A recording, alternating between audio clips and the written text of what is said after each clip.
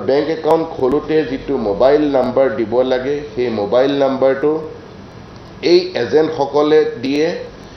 bank account খোলাৰ লগে লগে যি ইনষ্টেণ্ট একাউণ্ট কিটটো দিয়ে য'ত পাছবুক চেকবুক এটিএম কাৰ্ড থাকে গোটেই কিটটো এই এজেণ্টে এই ব্যক্তিজনৰ পৰা লৈ লয় আৰু লৈ এই এজেণ্টখিনিয়ে সেই গোটেই কিটটো পঠাই দিয়ে তেওঁলোকৰ যি লগৰীয়া বেলেগ ৰাজ্য বা বিদেশত বহি আছে তেওঁলোকলৈ আৰু এই সাইবাৰ ক্ৰিমিনেলখিনিয়ে এই বেংক একাউণ্টটো মোবাইল বেংকিঙৰ জৰিয়তে এক্টিভেট কৰাই সাইবাৰ ক্ৰাইমৰ জৰিয়তে মানুহৰ পৰা যি পইচা ঠগি লয় সেই পইচাখিনি ৰোটেট কৰাবলৈ ব্যৱহাৰ কৰে এই অপৰাধত যেতিয়া তদন্ত হয় তদন্তত পুলিচে গৈ এই ব্যক্তিসকলৰ নামত থকা একাউণ্ট পায় আৰু পুলিচে সেই ব্যক্তিসকলৰ বিৰুদ্ধে আইনগত ব্যৱস্থা ল'বলৈ বাধ্য হয় মই পুনৰবাৰ সকলো ব্যক্তিকে অনুৰোধ জনাওঁ যে এনেকুৱা ধৰণৰ ট্ৰেপত আপোনালোক নাহিব কেইটামান 5-10 হাজাৰ বা 20 হাজাৰ টকাৰ কাৰণে আপোনালোক গ্ৰেপ্তাৰ হ'বলগীয়া হ'ব পাৰে এই গোটেই অপৰাধ যিটো বেংক একাউণ্ট ৰিলেটেড অপৰাধৰ মডাছ অপাৰেণ্ডিৰ বিষয়ে মই আপোনালোকক ক'লোঁ ইয়াৰ জৰিয়তে মই আপোনালোকক আৰু কেইটামান সাইবাৰ ক্ৰাইমৰ লগত জড়িত কিছু তথ্য দিব বিচাৰিছোঁ যোৱা কেইবাবছৰ ধৰি আপোনালোক সকলোৱে দেখিছে আৰু সৰ্বসাধাৰণ ৰাইজৰ পৰা অভিযোগ পাই আমি গম পাইছোঁ যে সাইবাৰ ক্ৰাইম যথেষ্ট বাঢ়িছে আৰু সেই কাৰণে গুৱাহাটীত বৰ্তমান এটা ফুল ফ্লেজেড সাইবাৰ পুলিচ ষ্টেচনে কাম কৰি আছে আমাৰ হাতত পৰা বিভিন্ন অভিযোগখিনি চাই আমি যিটো দেখিছোঁ যে সাইবাৰ ক্ৰিমিনেলে বিভিন্ন তৰিকা ব্যৱহাৰ কৰে বিভিন্ন মডাছ অপাৰেণ্ডি ব্যৱহাৰ কৰে মানুহক ঠগিবলৈ এটা হ'ল APDCL স্কেম তেনে সহজ কথা এটা ফোন আহিব আপোনাৰ তালৈ ক'ব যে আজি আপোনাৰ যিটো প্ৰিপেইড ইলেক্ট্ৰিচিটি হেতু কাটা যাব কাৰণ তাত যিটো এমাউণ্ট আছিল হেতু শেষ হৈছে বা এটা টেক্সট মেছেজ আহিব যে আপোনাৰ ইলেক্ট্ৰিচিটি কানেকশ্যন আজি ডিসকানেক্ট কৰি দিয়া হ'ব কাৰণ আপোনাৰ প্ৰিপেইড মিটাৰত পইচা নাই যদি কানেকশ্যনটো চলাই ৰাখিব লাগে তেতিয়া হলে আপুনি ইমিডিয়েটলি পে কৰিব লাগিব আৰু সেই পে কৰিবলৈ যেতিয়া যাব তেতিয়া গম পাব যে পিছতহে গম পাব যে সেই পইচাটো আসলতে সাইবাৰ ক্ৰিমিনেলকহে দিলে এটো হল APDCL স্কেম আৰু এটা উপায় সাইবাৰ ক্ৰিমিনেলে লয় যিটোক আমি ডিজিটেল এৰেষ্ট বা অনলাইন এৰেষ্ট বুলি কওঁ সাডেনলি এটা ফোন আহিলে ফোনটো ৰিসিভ কৰি যিজনে ফোন কৰিছে তেওঁ ক'ব যে আপোনাৰ পুত্ৰ বা জীয়ৰীক এৰেষ্ট কৰা হৈছে মুম্বাই বা দিল্লীত আৰু যদি পুত্ৰ হয় ক'ব যে তেওঁ কিবা ৰেপ কেছত জড়িত আৰু জীয়ৰী হলে কেতিয়াবা ক'ব যে তেওঁ ড্ৰাগছ কেছত ধৰা পৰিছে গতিকে এৰেষ্ট কৰা হৈছে আৰু সেইটো কনভিন্স কৰিবলৈ বেকগ্ৰাউণ্ডত পুলিচে কাৰোবাক পিটি থকা এনেকুৱা চিঞৰৰ শব্দও শুনাব আৰু নিজকে কলাৰে চিনাকি দিব যে মই আমুক পুলিচ ষ্টেচনৰ বা আমুক ক্ৰাইম ব্ৰাঞ্চৰ আমুকজন অফিচাৰে কৈ আছোঁ তাৰ পিছত ক'ব যে যদিহে কেছটো সেটেল কৰিব লাগে আপুনি ইমিডিয়েটলি 10 মিনিটৰ ভিতৰত আপুনি যদি পেমেন্ট কৰিব পাৰে তেতিয়া হলে আমি তাক এৰি দিম এনেকুৱা বহুত ব্যক্তি আছে তেওঁৰ পুত্ৰ গুৱাহাটীতে আছে কিন্তু সাডেনলি এনেকে ফোনটো পাই তেওঁ ভয়তে পইচা পেমেন্ট কৰি দিছে পিছতহে গম পাইছে যে যেতিয়া নিজৰ পুত্ৰৰ লগত বা জীয়ৰীৰ লগত কথা হৈছে তেতিয়া গম পাইছে যে তেনেকুৱাটো একো ঘটনা হোৱাই নাছিল তো এনেকুৱা বহুতো ফোন আহি আছে আৰু এটা উপায় সাইবাৰ ক্ৰিমিনেলে লয় যে ফোন আহে নিজকে কয় যে মই মুম্বাই কাষ্টমছৰ পৰা কৰি আছো বা দিল্লীৰ কাষ্টম ডিপাৰ্টমেণ্টৰ পৰা কৰি আছো বা চেন্নাই কাষ্টম ডিপাৰ্টমেণ্টৰ পৰা কৰি আছো আপোনাৰ নামত এটা পাৰ্সেল আহিছে বা পাৰ্সেল পঠোৱা হৈছে যেটো টাইৱান বা দুবাই বা এনেকুৱা জায়গাত যাব আৰু পাৰ্সেলটো চেক কৰোতে ভিতৰত ড্ৰাগছ পোৱা গৈছে গতিকে কেছ আপোনাৰ নামত ৰেজিষ্টাৰ হৈছে যদিহে আপুনি কেছটো সেটেল কৰিব বিচাৰে 10 বা 15 মিনিটৰ ভিতৰত আপুনি ইমান টকা পেমেন্ট কৰি দিয়ক তেতিয়া আমি কেছটো দবাই থৈ দিম বহুতো ব্যক্তিয়ে ভয়তে একো ভেৰিফাই নকৰাকৈ তেওঁলোকে পেমেন্ট কৰি দিয়ে পেমেন্ট কৰাৰ পিছতহে গম পায় যে এইটো আছিল সাইবাৰ ফ্ৰড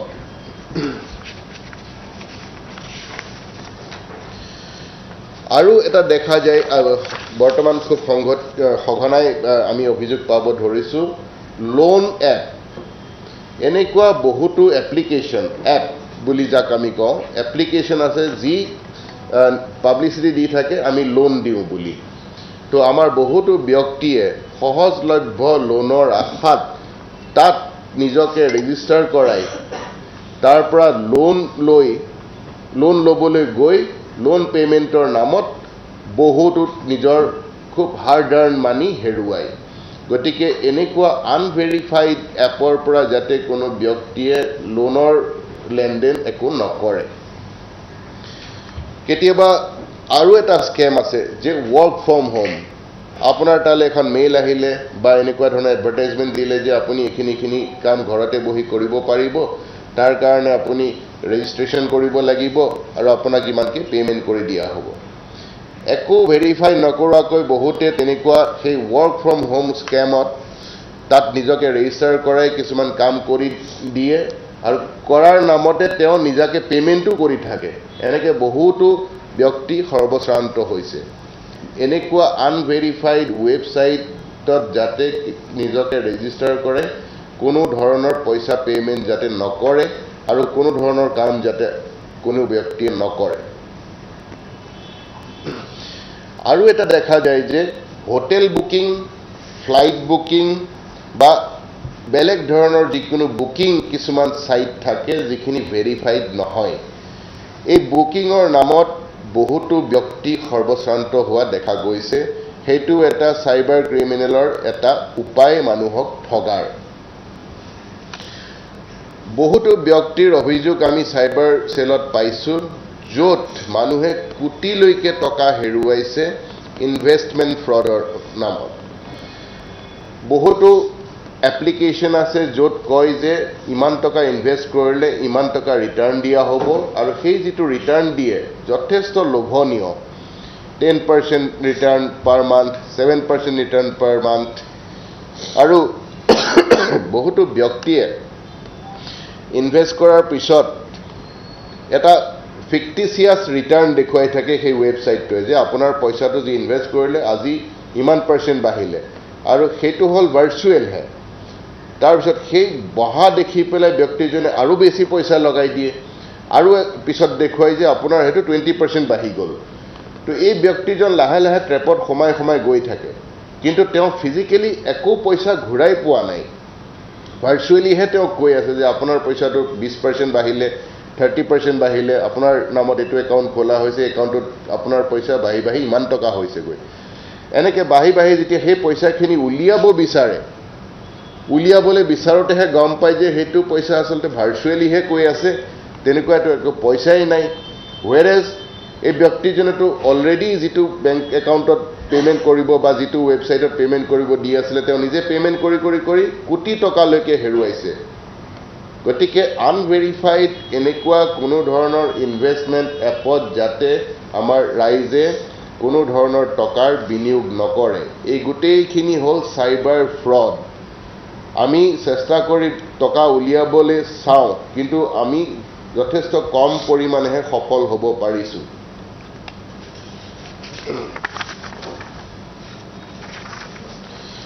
এটা আৰু সাইবাৰ ক্ৰিমিনেলে যিটো ব্যৱহাৰ কৰি আছে মিউল একাউন্টৰ কথা হেতু মই সবিস্তাৰে আপোনালোকক কলো আৰু এটা চলি আছে যে এখন ইমেইল আহিব সেই ইমেইলত ওপৰত লেটাৰ হেডত থাকিব ইন্টেলিজেন্স ব্যুৰো একেলগে থাকিব ষ্টেট সাইবাৰ সেল আকৌ ওপৰত থাকিব bureau of police research and development তলত সাইন কৰা থাকিব director intelligence bureau state police chief এনেকুৱা বিভিন্ন ব্যক্তিৰ নাম দিব য'ত এতিয়া চলি আছে যে ডাইৰেক্টৰ ইণ্টেলিজেন্স ব্যুৰ তপন ডেকাৰ ছাৰৰ সিগনেচাৰ দেখুৱাই whereas ওপৰত লেটাৰ হেড আছে BPRND মানে bureau of police research and development আৰু এই ইমেইলখনৰ যিখন লেটাৰৰ কণ্টেণ্টটো আছে ব্যক্তিজনক ক'ব যে আমি আমাৰ আইবিত এনালাইসিস কৰি সাইবাৰ সেলে এনালাইসিস কৰি গম পাইছো যে আপুনি যিখিনি প্ৰহিবিটেড পৰ্নোগ্ৰাফিক সাইট সেই খুব সাইট ব্যৱহাৰ কৰিছে চাইল্ড পৰ্নোগ্ৰাফি আপুনি সোৱাৰ তথ্য হাতত পৰিছে আপুনি ইয়াৰ বিষয়ে জাস্টিফাই কৰক আৰু জাস্টিফাই কৰিবলৈ এই মেইলটোতে আমাক ৰিপ্লাই কৰক আমি যদি সন্তুষ্ট হওঁ আপোনাৰ জাস্টিফিকেশনত তেতিয়া হলে আমি ইয়াতে বৰ্তমান তদন্ত বন্ধ কৰিম নহলে আমি ফাৰ্দাৰ তদন্ত জাৰি ৰাখিম এই ধৰণৰ বহুতো মেইল আহিবলৈ ধৰিছে বিভিন্ন ব্যক্তিক আৰু কোনোবাই যদি ভয়তে সেই মেইলত ৰিপ্লাই কৰে বা যিকোনো ধৰণে ৰিপ্লাই কৰে যে মই চোৱা নাই বা চাইছো বা এনে মই ভুলতে আহি গ'ল এনেকুৱা ধৰণৰ তেতিয়া সেই সাইবাৰ ক্ৰিমিনেলে বিভিন্ন প্ৰকাৰে এই ব্যক্তিজনক ভয় খুৱাবলৈ ধৰে আৰু শেষত গৈ পইচা দিবলৈ বা পেমেন্ট কৰাবলৈ বাধ্য কৰায় এইটো এটা সাইবাৰ স্কেম চলি আছে আৰু এটা আপোনালোকেও গম পাব বা ৰাইজৰ জ্ঞাতাৰ্থে মই জনাও যে সাইবাৰ ক্ৰাইমৰ আৰু এটা মডাছ অপাৰেণ্ডি হল আমাৰ হোৱাটছআপ কলত সাডেনলি এটা ভিডিঅ' কল আহিব আৰু সেই ভিডিঅ' কলটো যদি কোনোবা ব্যক্তিয়ে ৰিসিভ কৰাৰ লগে লগে স্ক্ৰিনত এগৰাকী উলংগ মহিলাৰ ফটো আহিব আৰু অকস্মাতে হোৱা ঘটনাত মানে তলকিব নোৱাৰি ব্যক্তিজনে ডিসকানেক্ট কৰে এই ডিসকানেক্ট কৰা আৰু ৰিসিভ কৰাৰ মাজত যি কেই সেকেন্ডমান সময় সেই সময়ত স্ক্ৰিনখনত ব্যক্তিজনৰ ফটোখন থাকে আইকনটো আৰু স্ক্ৰিনত সেই উলংগ মহিলা কোনোবা এজনীৰ সেই ফটোখন থাকে এই গোটেই কেই সেকেন্ডমান সময় ৰেকৰ্ডিং কৰি লৈ লয় আৰু সেইটো এটা ক্লিপ হৈ যায় ইমিডিয়েটলি সেই ক্লিপটো এই ব্যক্তিজনলৈ সাইবাৰ ক্ৰিমিনেলে পঠাই দিয়ে আৰু তাত তলত লিখে যে আপুনি কোনো উলংগ মহিলাৰ লগত কথা পাতি আছে আৰু এই ক্লিপটো আমি ভাইৰাল কৰি দিম যদি ভাইৰাল কৰিব নালাগে তেতিয়া হলে আমাক ইমান টকা পেমেন্ট কৰিব লাগিব এনেকুৱা বহুতো ধৰণৰ অভিযোগ আমি পাইছো মই ৰাইজৰ জ্ঞাতাৰ্থে জনাও যে এনেকুৱা যদি কাৰোবাৰ লগত হয় ভয় খাব নালাগে আপোনালোকে এনেকুৱা ধৰণৰ ফোন কল বা এনেকুৱা ধৰণৰ মোবাইল নাম্বাৰ আপোনালোকে হোৱাটছআপ বা বাকি নৰ্মেল ফোনত ব্লক কৰি গৈ থাকক একো নহয় আৰু এটা মই আপোনালোকক জনাও যে সাডেনলি এটা ফোন আহিব বা টেক্সট মেসেজ আহিব ক'ব যে ভুলতে আপোনাৰ বেংক একাউণ্টত কিছু টকা মোৰ সোমাই গ'ল গতিকে আপুনি টকাখিনি ইমিডিয়েটলি ঘূৰাই দিয়ক নহলে মই পুলিচ কেছ দিম এজন ব্যক্তিয়ে যদি ভয় খায় বা নিজৰ একাউণ্টটো বা চেক নকৰাকৈ ভয় খোৱা দেখুৱাই তেতিয়া হলে সেই সাইবাৰ ক্ৰিমিনেলে আৰু ভয় খুৱাই তেওঁৰ পৰা যথেষ্ট টকা লৈ যোৱাৰ ঘটনাও সংঘটিত হৈছে এনেকুৱা যদি ফোন আহে তেতিয়া হলে সেই ফোন নাম্বাৰখিনি ব্লক কৰি গৈ থাকিব আৰু এটা খুব সঘনাই ঘটি থকা সাইবাৰ ক্ৰাইম হল যে ফেক ফেসবুক প্ৰফাইল মোৰ নামতে আজিলৈকে 50টাতকৈ বেছি ফেক ফেসবুক প্ৰফাইল খোলা হৈছে আৰু সেই ফেসবুক প্ৰফাইল খুলি মোৰ ফ্ৰেণ্ড লিষ্টত থকা বিভিন্ন ব্যক্তিলৈ মেসেজ পঠাই আৰু মেসেজত কয় যে মোৰ চিনাকি এজন CRPFৰ অফিচাৰ বা আৰ্মি অফিচাৰে কিছু ফাৰ্নিচাৰ বিক্ৰী কৰিব বিচাৰিছে যদি আপুনি ইন্টাৰেস্টেড খুব সস্তাতে আপুনি ল'ব পাৰে আপোনাক আমুক অফিচাৰে কন্টেক্ট কৰিব গতিকে তেওঁৰ লগত কথা পাতি ল'ব যেহেতু মোৰ চিনাকি কোনোবা বন্ধু তেওঁ ভাবে যে সঁচাকে এনেকুৱা হ'ব পাৰে আৰু তেওঁ সস্তাত পোৱাৰ আশাত এনেকুৱা ফাৰ্নিচাৰ কিনিবলৈ গৈ নিজে 50 বা 60 বা 70 হাজাৰ টকা হেৰুৱাইছে গতিকে এনেকুৱা ফেসবুক মেসেজ যদি আহে এনেকুৱা ধৰণৰ মেসেজ এন্টাৰটেইন নকৰিব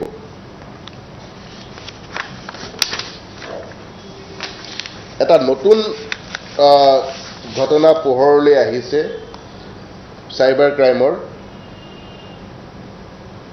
আমাৰ যি আৰ্টিফিচিয়েল ইণ্টেলিজেন্স আছে AI বুলি যাক কওঁ AI ইউজ কৰি ভয়েস মডুলেট কৰি এজন ব্যক্তিৰ এক্সাক্ট ভয়েস বনাব পাৰে এই ঘটনাটো চলি আছে ধৰি লওক মোৰ উদাহৰণে দিছো সাডেনলি আপোনালোকে এটা ফোন কল পাব পাৰে য'ত এক্সাক্টলি মোৰ ভয়েসৰ নিচিনা হ'ব আৰু সেই ভয়েসত ক'ব যে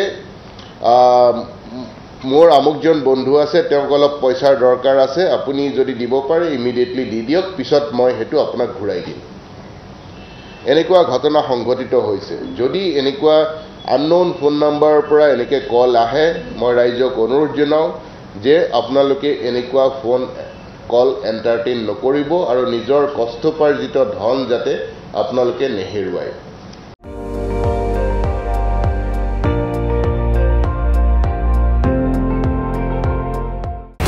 আপুনি চাই আছে ND24 সৰ্বশ্ৰেষ্ঠ নহয় সৰ্বোত্তমৰ দৌৰ